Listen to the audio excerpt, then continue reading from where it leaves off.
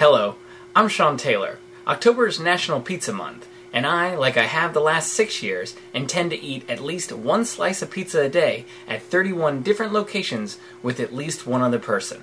This is a video log of my quest for the 31 Days of Pizza 2008. So it's day 3, October 3rd of Pizza Month 2008, and I'm going to DiFara. And that is on the corner of Avenue J and 15th Street in Midwood, Brooklyn. I'm going to be eating with Shawn Amaro and Esther and I'm Blair. Blair? Yeah. Okay. Mark. Sahara. Giddeon. Jordan. That is assuming that the place is not closed. Unfortunately, that usually doesn't bode well. But we'll see. The good news is that it is open, even though it looked like it was closed. Dominic DiMarco is something that they do probably make those. I've never been there, but it's where the pizza maker becomes like an artist. If you notice, some of the pizza is like, this is called red edges, there's red on the outside, and that's usually a symptom of center loading, meaning there's too many toppings in the center, but that's not what they've done here. It just means that there'll be more sauce on that particular bite than there will be, say, in the middle. Which is not center loaded because the crust is really thick, and as you can see, it still holds its form. So if it's center loaded pie, it would mean that this whole thing would flap straight down. But if I were to fold it like a typical hamburger, that thing holds up pretty still. This year I went to DiFara's on the recommendation of Andrew Mandello, but I'll gladly go any and every year. This place is perfect for pizza lovers. If you're a diehard pizza lover, you've got to go to DiFara's. It's legendary.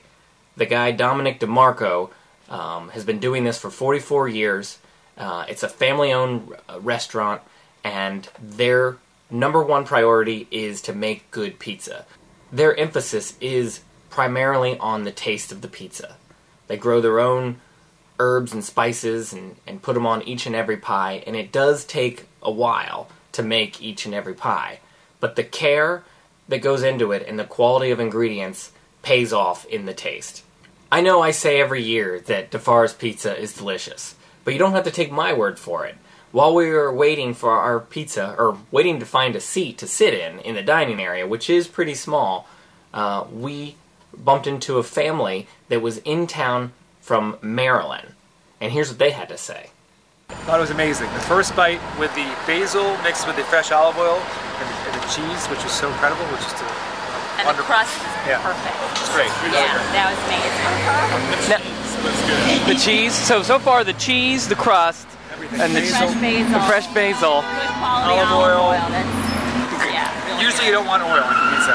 Usually you dab it off, but this oil you can get enough of. On this trip, I was also fortunate enough to meet Dominic DiMarco's daughter, Margie, who also works at DiFara's.